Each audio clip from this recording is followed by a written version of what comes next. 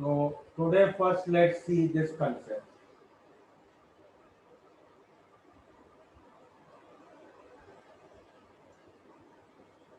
Adding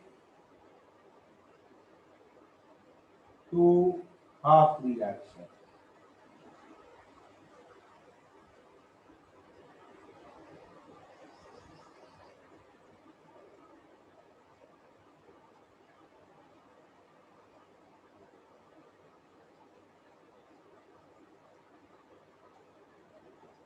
So now let's say we have a half reaction like this.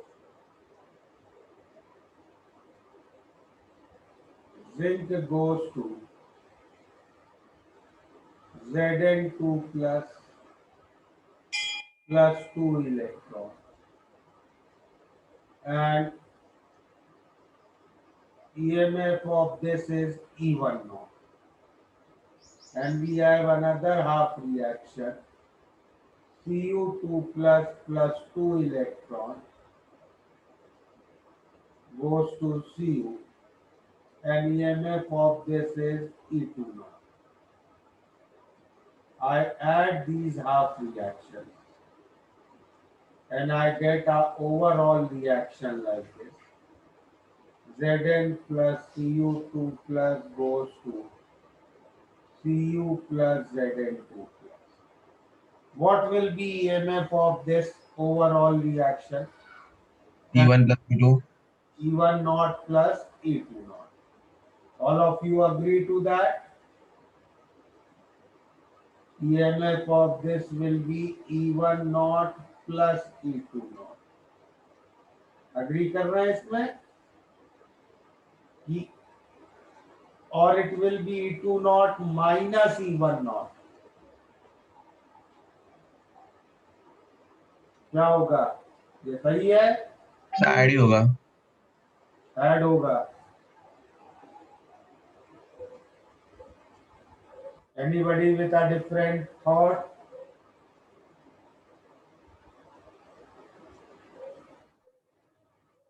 चलो तो add ही कर रहे हैं. ओके. एक और सब्ट्रैक्ट होगा क्योंकि E naught cathode minus E naught anode होता है. क्या होगा? सब्ट्रैक्ट होगा क्योंकि सेल का जो होता है वो E naught cathode minus E naught anode होता है. बेटा देखो इसके लिए क्या कॉशियस रहना है. सेल का क्या होता है? E not cell is SRP cathode. सही है? हाँ sir. Minus SRP anode. Okay. यहाँ पे कैथोड कौन है, एनोड कौन है? बताओ. which half cell is cathode, which half cell is anode? Copper cathode है, जिंक एनोड है. कॉपर कैथोड है, जिंक एनोड है. तो ये जो E2 नॉट आपको दिया है ये इस कॉपर का SRP है क्योंकि रिडक्शन पोटेंशियल दिया है. और ये ऑक्सीडेशन पोटेंशियल दिया है ना. ये नॉट SOP है. समझा सर. क्या होगा इसका फाइनल आंसर? अब बताओ. Minus of minus SOP. Minus of minus. फिर E1 not plus E2 not हो जाएगा ना. हाँ सर समझ गया. ओके. चलो अभी इसको यहाँ पे डिस्कशन को रोकते हैं और एक एग्जाम्पल पहले लेते हैं और देखते हैं ये सही कर रहे हैं कि नहीं. सर एक सेकंड अनलॉक कर दीजिए प्लीज. नोट मत करो अभी उसमें करना है और आगे काम और लिखना है उसमें. अब सपोज मैं एग्जाम्पल ऐसा लेता हूँ. Zinc goes to. Sir meeting unlock कर दीजिए, कुछ लोग वेट कर रहे हैं. तो टाइम हो गया. Why they didn't join earlier? चलो कर देते हैं. लास्ट मॉर्निंग आज. ये इसका E1 नॉट है. ठीक है. और इस हाफ सेल का तुम्हें EMF दिया है E2 नॉट. या E3 नॉट ले लो, चलो E3 नॉट।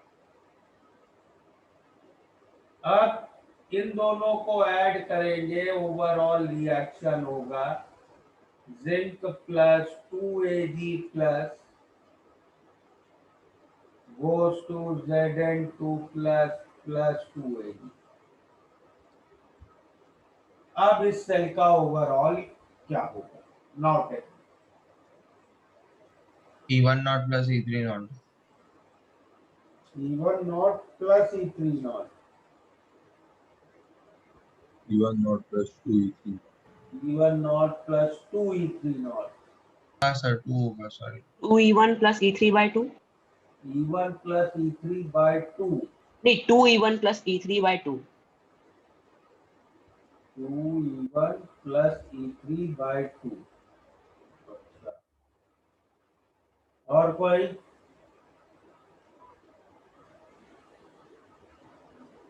किस लॉजिक से, Plus 2 E3.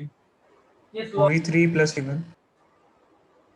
भाई तुमने इसको ऐड करने के लिए इस रिएक्शन में 2 मल्टीप्लाई किया, करेक्ट? सही है ये? हाँ सर। तो E3 में क्या 2 मल्टीप्लाई होगा कि नहीं होगा? EMF में 2 मल्टीप्लाई होगा कि नहीं होगा, ये बताओ। सर डेल्टा जी ऐड कर दिया था मैंने। तो E3 में 2 मल्टीप्लाई नहीं होगा, क्यों नहीं होगा? Can anybody tell me the answer? Sir per unit concentration है वो। नहीं, तो स्टोइचियोमेट्री पे तो डिपेंड ही नहीं करता है। तो 2n में आ चले जाएगा जो डेल्टा जी का expression. still I have not got the correct reason कि E3 में 2 सर इंट्रिंसिक वेरिएबल है। इंटेंसिव वेरिएबल, थर्मो में पढ़ा था ना, इंटेंसिव और एक्सटेंसिव वेरिएबल।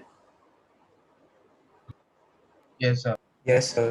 तो EMF is a intensive variable, does not depends on amount। तो तुमने रिएक्शन में 2 मल्टीप्लाई किया, EMF में 2 मल्टीप्लाई नहीं होगा। Okay, is that clear? Yes sir. Sir और कोई प्रॉपर्टी याद है इंटेंसिव वेरिएबल्स की? Can anybody tell me? Additive होते हैं। इंटेंसिव प्रॉपर्टीज एडिटिव होती है। Very good part. Sir additive नहीं होती और अमाउंट पे डिपेंड नहीं करती। Sir, additive नहीं होती. एडिटिव नहीं होती है तो भाई ये ऐड करना ही गलत था यार।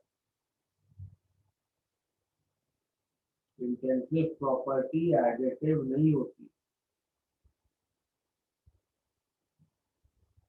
अब क्या करें? तो देखो, अब आते हैं वापस इसको स्टार्ट करें।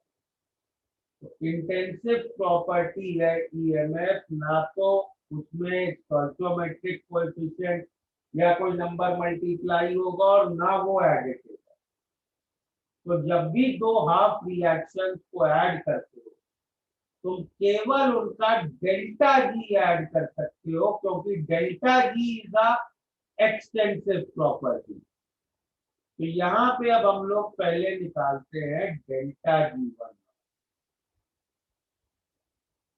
तो इस रिएक्शन का पहले हाफ रिएक्शन का एन फैक्टर 2 है, तो ये हो जाएगा -2f E1 इसका डेल्टा G2 नॉट है -2f E2। ऐड करके ओवरऑल डेल्टा जी आया -2f E1 प्लस E2। और ओवर ऑल रिएक्शन का भी एन फैक्टर 2 है। इससे हम ईएमएफ निकाले तो वही आ जाएगा E1 नॉट प्लस E2। तो देखो एंड रिजल्ट तो वही आ रहा है E1 not plus E2। But you should understand that this result is obtained by adding delta G0, not by adding E0। Okay? Yes sir. अब इसमें देखते हैं, तो इसका delta G not G1 not क्या होगा? -2f(E1 naught). -2f(E1 not). इसका delta जी2 नॉट होगा -f(E2 नॉट). इसका n फैक्टर 1 था और 2 से जब मल्टीप्लाई किया तो 2 से इसमें एक्सटेंसिव प्रॉपर्टी में 2 से मल्टीप्लाई होगा, तो ओवरऑल इसका delta G not -2f(E1 plus E3 not. 2e3 naught ना?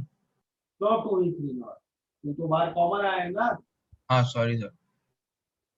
और ओवरऑल रिएक्शन का n फैक्टर 2 है, तो इससे मैं इसका ईएमएफ निकालूंगा E1 not plus E3 not. ठीक है, यस सर।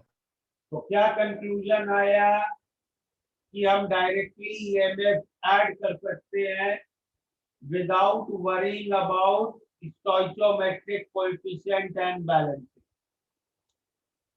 शॉर्टकट में आप ऐड कर सकते हैं ना, पूरा लंबा डेल्टा जी वाला रास्ता क्यों लेंगे? Yes sir. बट एक सिचुएशन और देखते हैं। सपोज मेरे पास एक हाफ रिएक्शन है, Fe3 plus I electron goes to Fe2 plus। इसका ईएमएफ है लेट्स से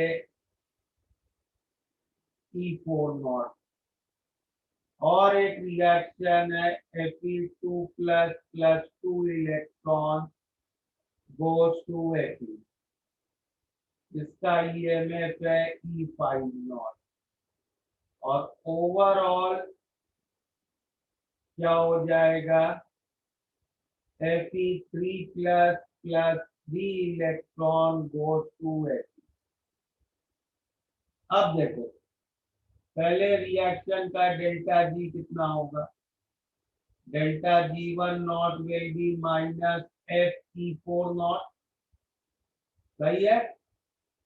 हाँ सर। दूसरे का डेल्टा जी2 naught will be -2Fe5 naught. Add करके overall delta G will B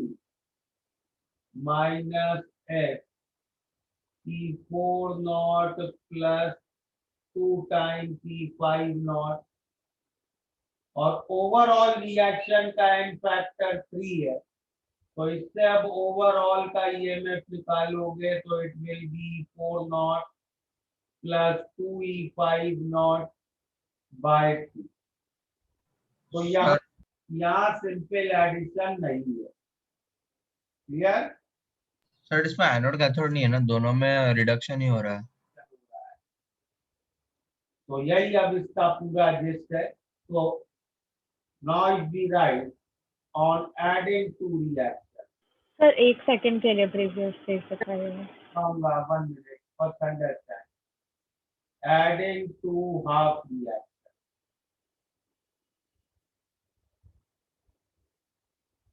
तो इसमें क्या कंक्लूजन है?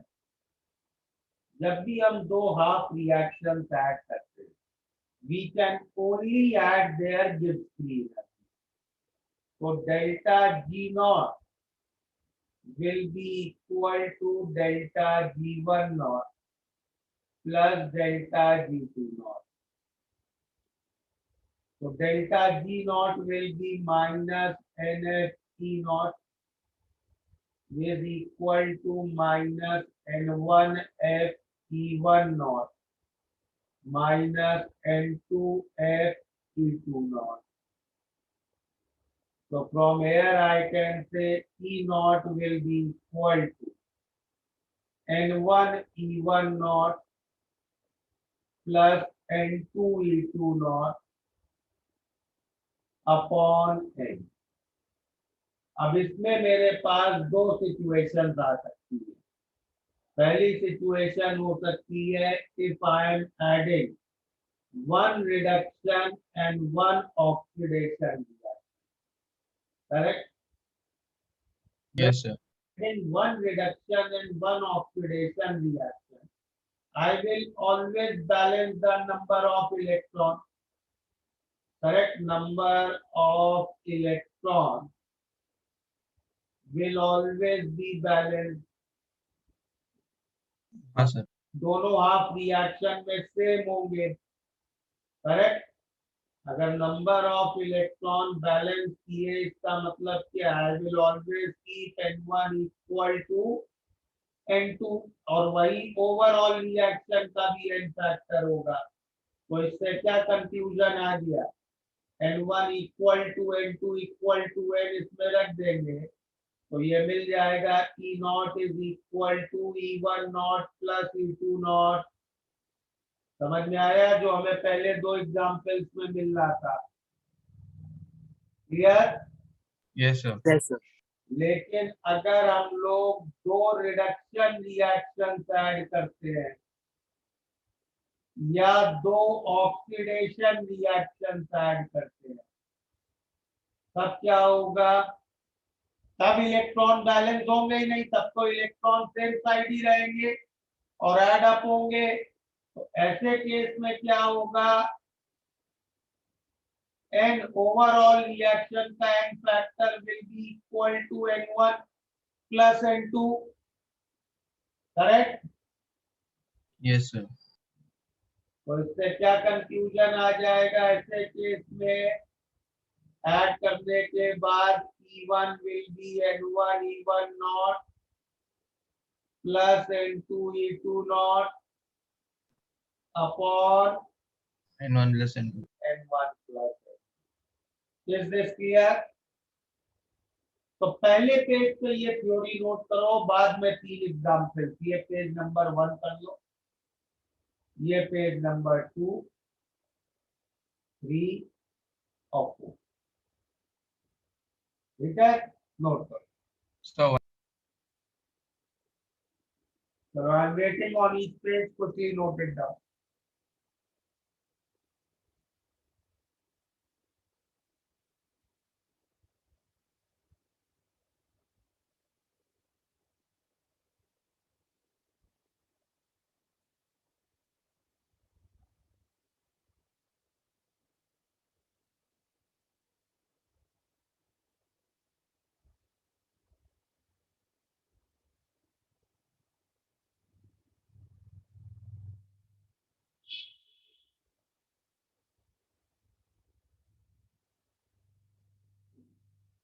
Tell me when this page is complete.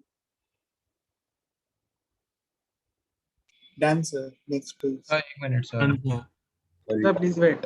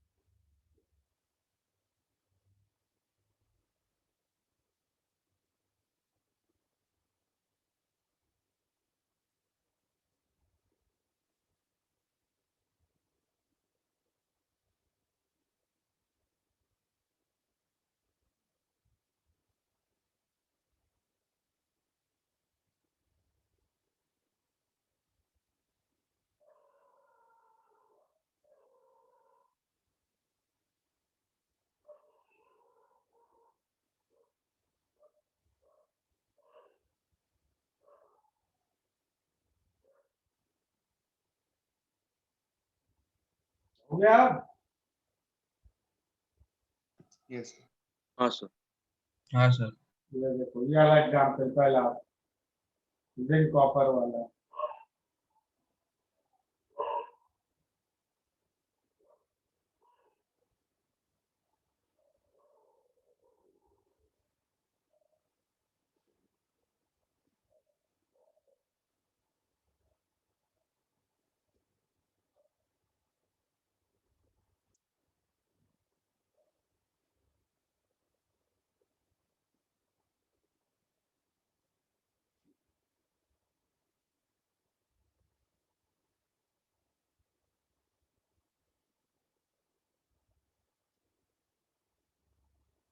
Done.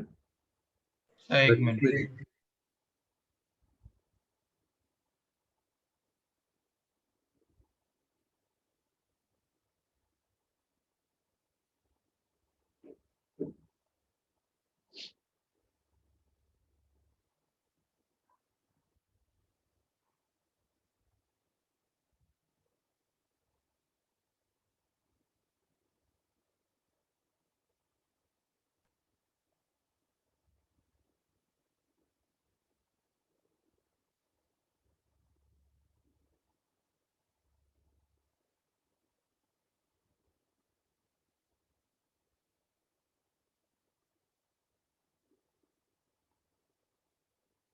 हाँ सर।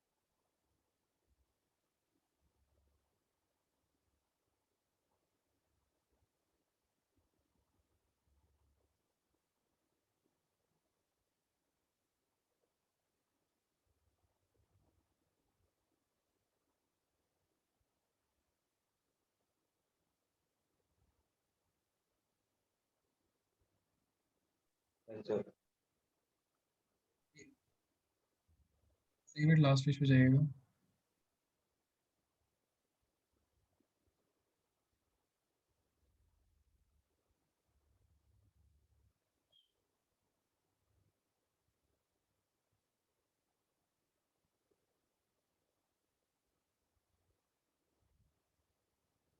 Done sir.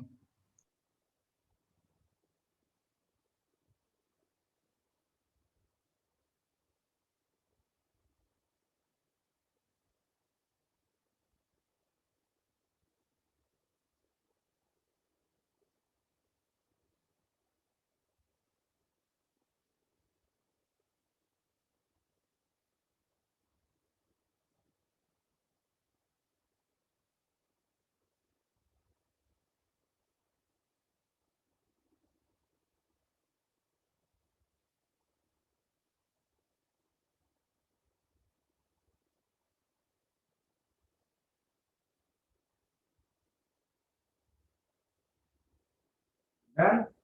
सर अगर दोनों Just a साइड minute. दोनों साइड डाउट ना, अगर दोनों साइड रिडक्शन या दोनों साइड ऑक्सीडेशन होगा तो फिर एनोड कैथोड जैसा तो कोई पैर नहीं बनेगा ना। तो भी यही लगेगा ना, दोनों ऑक्सीडेशन है या दोनों रिडक्शन है। तो वो समझा, बट फिर ऐसा सच कोई सेल नहीं बनेगा ना। सेल नहीं बनेगा। वो ऐड होके भी एक हाफ सेल बनेगा। समझा सर। Done sir. एक चीज और कर लेते हैं अभी, that is non equation.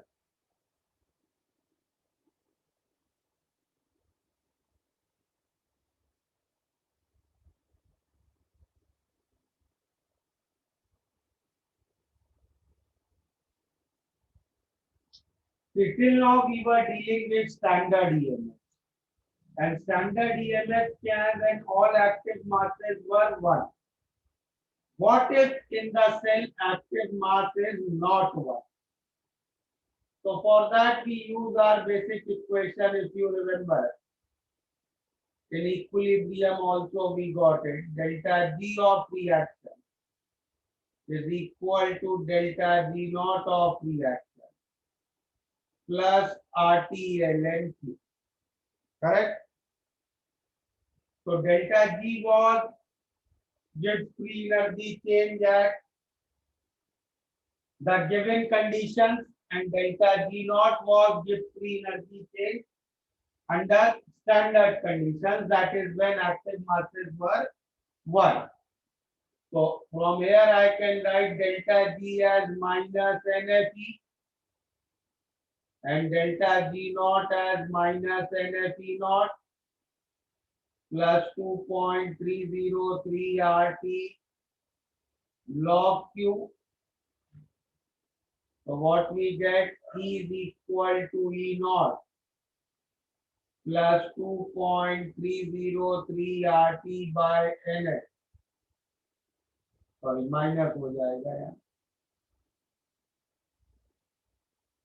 minus 2.303 RT by NF log Q. Correct? and at 25 degrees centigrade we know 2.303 RT by H. इस पूरी चीज की वैल्यू क्या थी? 0.05916 upon n log. तो सर ये 25 है ना? हाँ, ये at 25 degrees.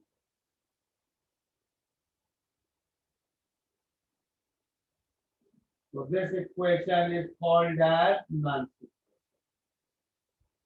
So if active masses are not 1, by this equation we can calculate the EMF.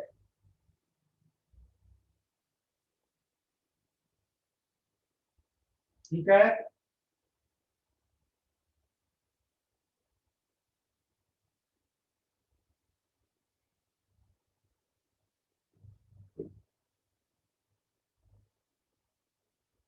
FBS कल 12 तक कंप्लीट कर लिया था. 1 to 12 किया था ना कल. हाँ सर। और FBO तुम लोगों ने कंप्लीट किया है कि नहीं किया है? 1 to 40 तक किया हो गया सर। 40 तक कोई डाउट नहीं है ना? ठीक है.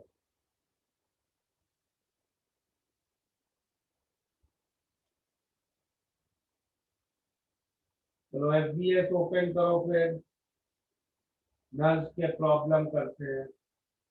30 to 21 अटेम्प्ट करो जरा.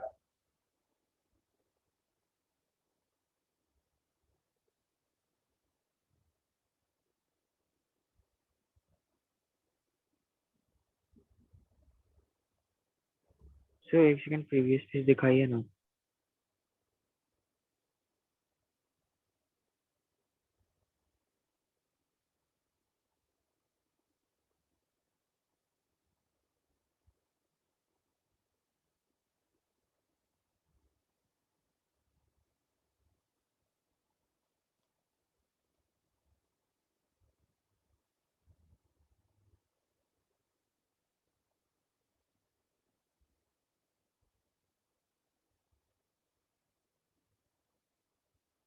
Yes sir done.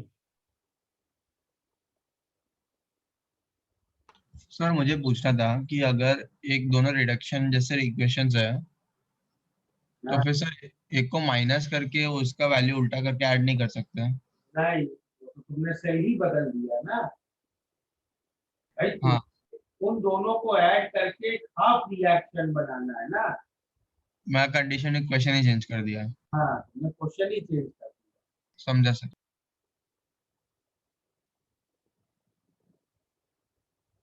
चलो प्रोसीड करो इन प्रॉब्लम से कुछ. सर एक एग्जांपल करके दिखा सकते हैं? कौन सा करें बताओ. चलो one I will do nulls equation का. लेट्स से चलो लास्ट वाला ही कर देते हैं. 21st देखो. EMF of cell M Mn plus 0.02 molar salt bridge H plus 1 molar H2 P2. इसका E सेल दिया है 0.81. ठीक है. और तुमसे पूछा वैलेंसी निकालनी है मेटल की. Standard oxidation potential of metal is 0.76. तो पहले E नॉट सेल निकालो. E नॉट सेल क्या होगा? E नॉट SRP कैथोड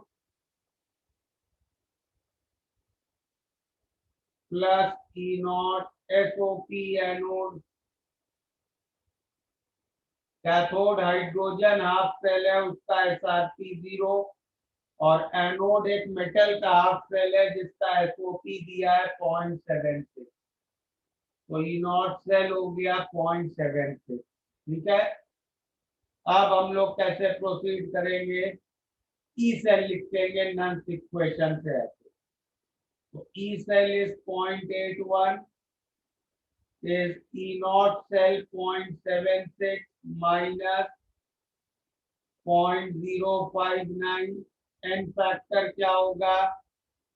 तो नल्स इक्वेशन की प्रॉब्लम्स करने से पहले, नल्स इक्वेशन अप्लाई करने से पहले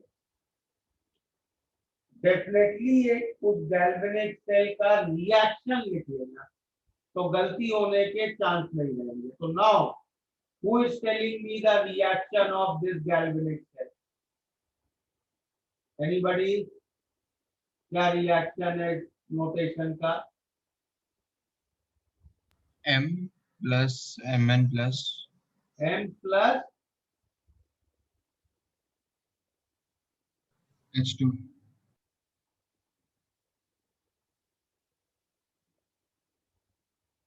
H plus m plus nh plus goes to mn plus H2. n2h2।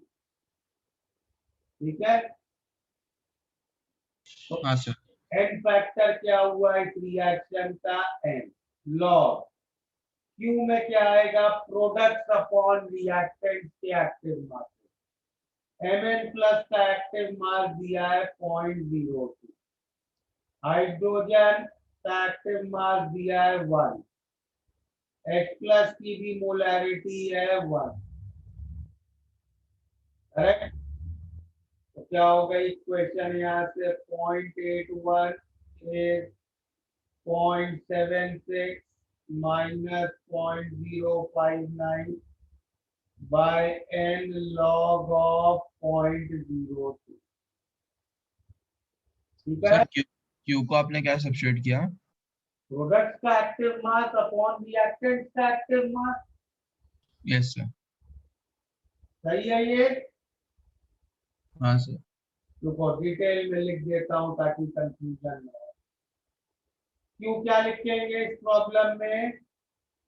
Mn plus की मोलैरिटी, ठीक है, इनटू H2 गैस का partial pressure raise to n/2 upon H plus ion की मोलैरिटी रेज टू n। ठीक है?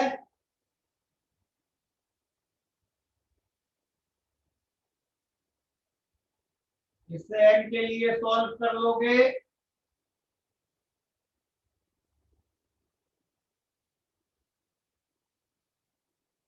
हो जाएगा problem? हाँ सर।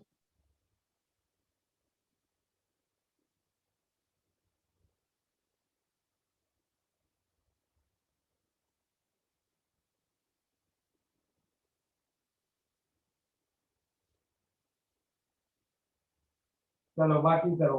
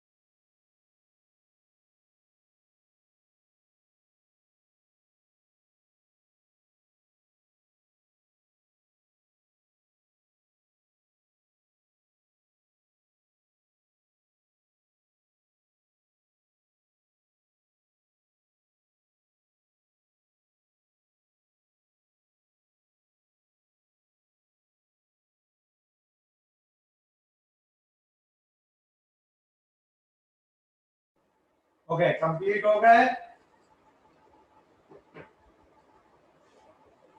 बोलो 13 कीजिए ना। कौन सा 13। 13 18 18 की 13 क्या कह रहे हो तो मैं 13 बोल रहा हूँ, वो 18। सर 20 का बी पार्ट भी कीजिए ना। ओके ओके सब कर रहे हैं वो सिस्टमैटिकली स्टार्ट करते हैं 13 से पहले स्टार्ट करते हैं सर 16th 13th प्रॉब्लम देखो पहले 13th प्रॉब्लम में पूरी चेन दी है MnO4 माइनस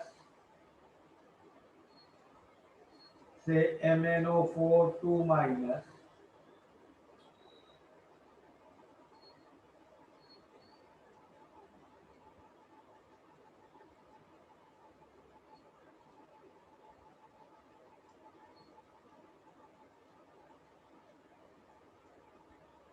से MnO2 Mn3 plus Mn2 plus Mn ठीक है और हर स्टेप का वोल्टेज दिया है 0.564 2.26 0.95 1.51 माइनस 1.1 ठीक है अब तुमसे क्या पूछा है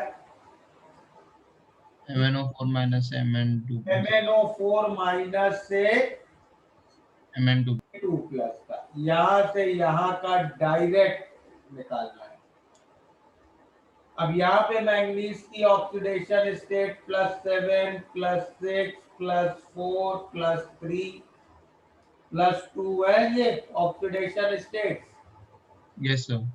तो अब हमें 7 से डायरेक्ट 2 वाले स्टेप का निकालना है ओके तो हाँ सर। ये सारे चारों रिडक्शन रिएक्शंस मुझे ऐड करने पड़ेंगे हाँ सर। तो रिडक्शन रिएक्शंस ऐड करते हैं तो ईएमएफ कैसे ऐड होती है N1 E1 नॉट पहले स्टेप का N1 कितना है 1 into 0.564 सर पहले का तो 7 है ना। अरे यार n फैक्टर 7 से 6 n ओह सॉरी। हाँ सर, हाँ सर। प्लस सेकेंड स्टेप का n फैक्टर 2 थर्ड स्टेप का 1 फोर्थ स्टेप का भी 1 अपॉन 5। इससे आ जाएगा समझ गया सर। फिर आगे क्या पूछा गया नेक्स्ट पार्ट में which is a better oxidizing agent MnO4 minus or MnO4 2 minus when the final product is Mn2 plus ये कितना आ रहा है ये किसी ने कैलकुलेट किया है how much is this coming 1.508। 1.508 अब यहां से यहां का डायरेक्ट निकाल लो तो कितना हो जाएगा ये ई नॉट 2 into 2.26 plus 1 into 0.95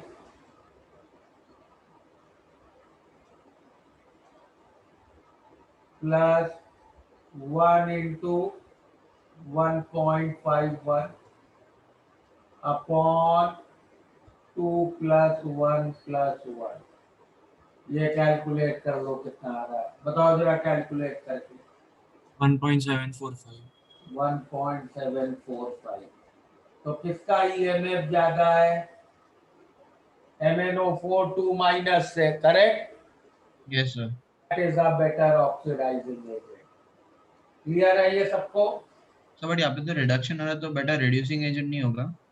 अरे ये खुद रिड्यूस हो रहा है यार, तो दूसरे को ऑक्सीडाइज करेगा, तो ये ऑक्सीडाइजिंग एजेंट हुआ। Yes sir, sorry.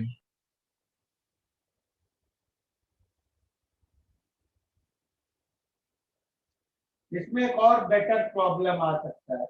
देखो सपोज इसका पार्ट सी ऐसा होता है, एक और चीज पूछी गई आप प्रीवियस पेज एक में कर सकते हैं। है, MnO2 disproportionate।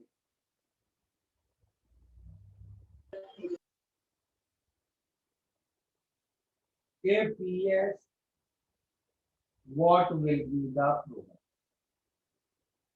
Correct?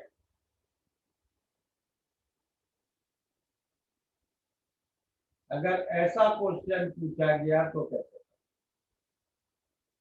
So they are asking you, will MnO2 disproportionate? Disproportionation याद है ना क्या था? What was disproportionation? Same reactant goes oxidation and reduction. Correct. तो अब हमें यहाँ चेक करना है क्या MnO2 डिस्प्रपोर्शनेट हो सकता है। अब MnO2 अगर रिड्यूस हुआ तो रिड्यूस होके MnO2 क्या क्या बन सकता है बताओ। रिड्यूस होके ये Mn3+ बना सकता है, करेक्ट। Mn2+ बना सकता है या Mn बना सकता है। अग्रीड? Yes sir. ऑक्सीडाइज होके ये MnO4 2- बना सकता है या MnO4- बना सकता है, करेक्ट। Yes sir. अब इस हर ब्रांड का EMF लिखिए। तो MnO2 ने अगर Mn3+ बनाया तो EMF कितना है? इसका है 0.95। अग्रीड? अगर Mn2+ बनाया तो क्या है? दो रिडक्शन ऐड करने पड़ेंगे, 0.95 प्लस 1.51/2। कितना होगा ये बताओ? 0.73। 0.73। 73। और अगर Mn2+ बनाया तो 0.95 प्लस 1.51 माइनस 1.18 अपॉन 4। ये कितना होगा?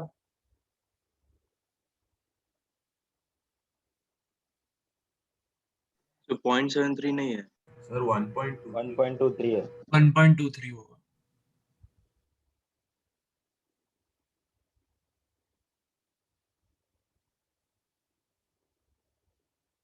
हर वाली ब्रांच का बताओ। 0.32। 0.2। ठीक है, यहाँ तक क्लियर है सबको? हाँ सर। अच्छा, अब ये अगर रिड्यूस सॉरी ऑक्सीडाइज होता तो क्या बनाता? MnO2 से अगर MnO4 2- बनाता तो इस स्टेप का तो है -2.2 से, करेक्ट। MnO4 2- बना, MnO4- बनाता तो -2.26 into 2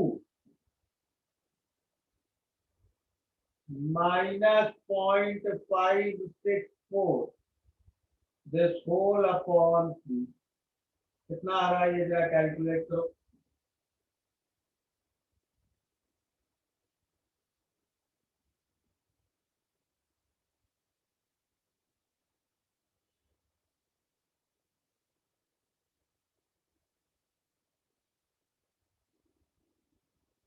या किसी ने कैलकुलेट?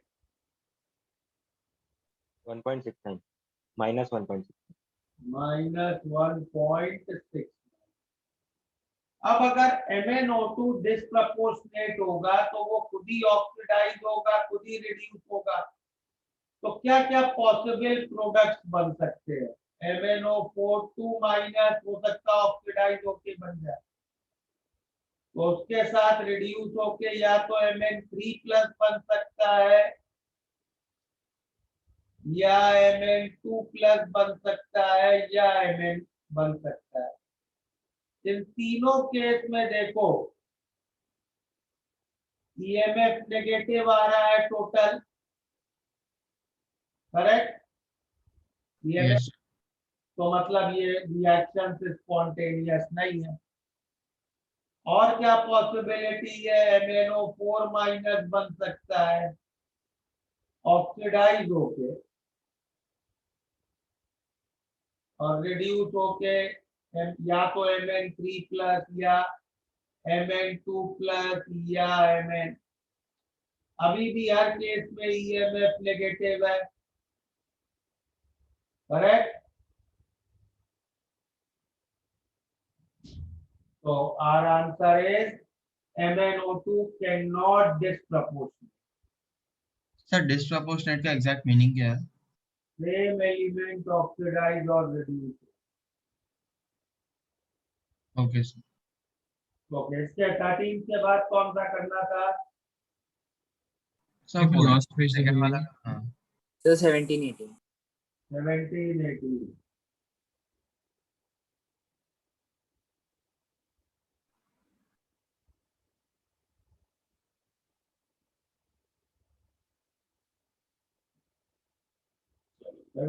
देखते हैं। At what concentration reduction potential of copper will be 0? देखो तुम्हें E0 दिया है Cu2 प्लस, मतलब ऑक्सीडेशन पोटेंशियल दिया है -0.34, तो मतलब रिडक्शन पोटेंशियल क्या होगा इसका? +0.34। अब तुमसे पूछा है किस कंसंट्रेशन पे रिडक्शन पोटेंशियल 0? लिखो रिडक्शन पोटेंशियल के लिए इक्वेशन। तो तुम्हें चाहिए E of Cu2 plus, half cell के लिए नल लिख रहा है, will be E0 of Cu2 plus Cu minus 0.059 by 2 log of, अब इसका हाफ रिएक्शन क्या होगा रिडक्शन का? Cu2 plus plus 2 electron go to Cu, तो log of 1 upon Cu2 plus concentration. अब हमें EMF चाहिए 0, E0 है 0.34, इसको रफली 0.6 ले लो, तो 0.03 log of 1 by Cu2 plus concentration. निकाल लोगे यहाँ से Cu2 प्लस का concentration? Yes sir, thank you.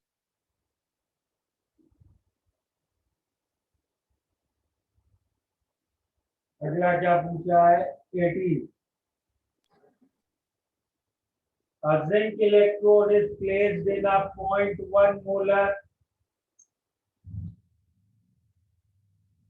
solution assuming salt is 20% dissociated, मतलब Zn2 प्लस आयन की कंसंट्रेशन कितनी हुई? 0.1 का 20%, 0.02, और इसमें जिंक प्लेट डाली है, इलेक्ट्रोड पोटेंशियल निकालना है, तो E of Zn2 plus Zn will be E0 of Zn2 plus Zn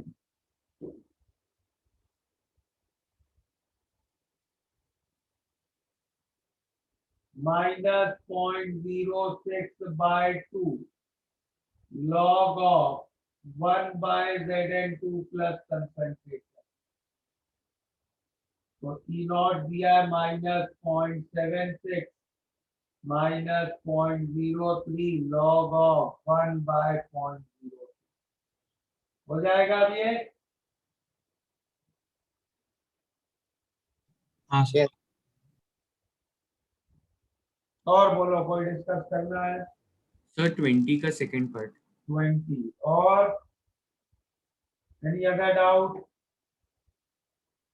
sir 16 16th problem. Calculate E and E naught and E for this cell Sn2 plus 1 molar salt bridge Pb2 plus 10 raised to minus 3 molar Pb. तो E naught क्या होगा इस cell का? Reduction voltage of cathode minus reduction voltage of anode.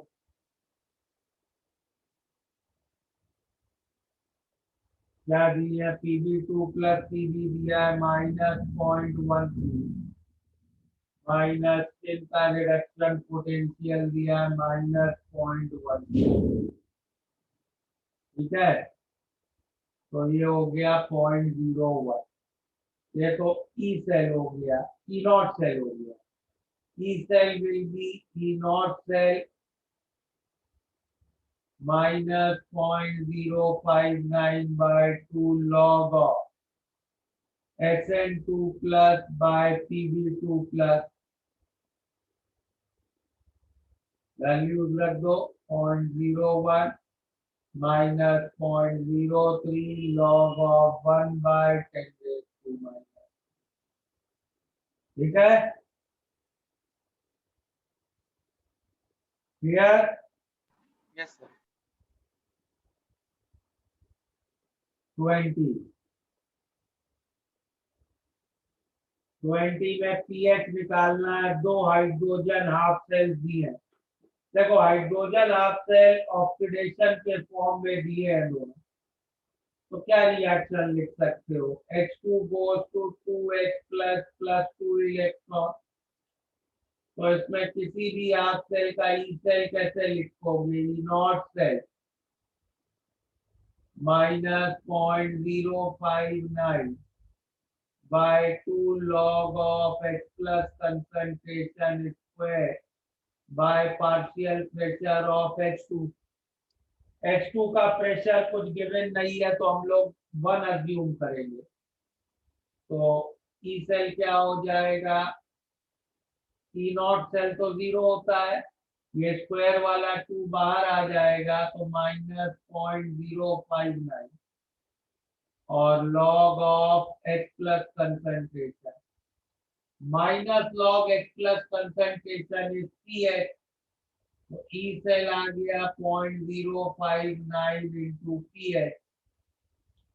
Correct, तो first part का answer हो गया pH का 0.25 बाय 0.059 और सेकेंड पार्ट का आंसर हो गया पीएच का 0.3 अपॉन 0.059। ठीक है सर, तो आपने प्रेशर ऑफ H2 को 1 atm अज्यूम किया यहाँ पे? हाँ, क्योंकि कुछ गिवन नहीं है। Okay okay.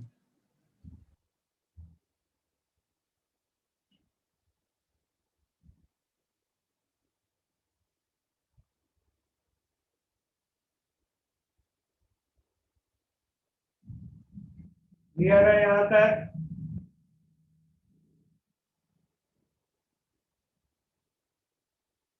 होमवर्क में क्या करोगे? FBO 41 to 50। ओके सर हाँ, सर 16th के सेकंड पार्ट में क्या करेंगे हम लोग? कुछ इन्फर का करने का है। का मतलब ये देखो, ये नेगेटिव आ जाएगा ना। हाँ सर, नेगेटिव आ रहा है। मतलब इस मोलैरिटी में ये सेल नॉन स्पॉन्टेनियस हो गया, ये इन्फर करेंगे। उन्होंने सर कुछ चेंज कर दिया, मतलब Pb2 प्लस को पहले ले आया Sn2 प्लस के। अगर ये सेल नॉन स्पॉन्टेनियस हो गया है, मतलब इसका रिवर्स रिएक्शन स्पॉन्टेनियस हो गया है। Correct? Okay sir, got it, thank you. तो अब हमें लेड को एनोड लिखना चाहिए और टिन को कैथोड लिखना चाहिए, अगर ये मोलैरिटीज है। Yes sir, thank you. Sir homework में क्या था? Homework SDO 41 to 50। Okay sir. 40 तक जिन लोगों ने कंप्लीट नहीं किया है वो 1 to 50 कंप्लीट करो, ठीक है। सर 40 तक डाउट था दो। चलो नेक्स्ट क्लास में कर लेंगे उनको, ओके। Okay sir. चलो will stop here. Sir slides आप क्या प्लीज ग्रुप पे भेज सकते हैं? स्लाइड भेजिए। सर रिकॉर्डिंग भी भेजना प्लीज। ठीक है।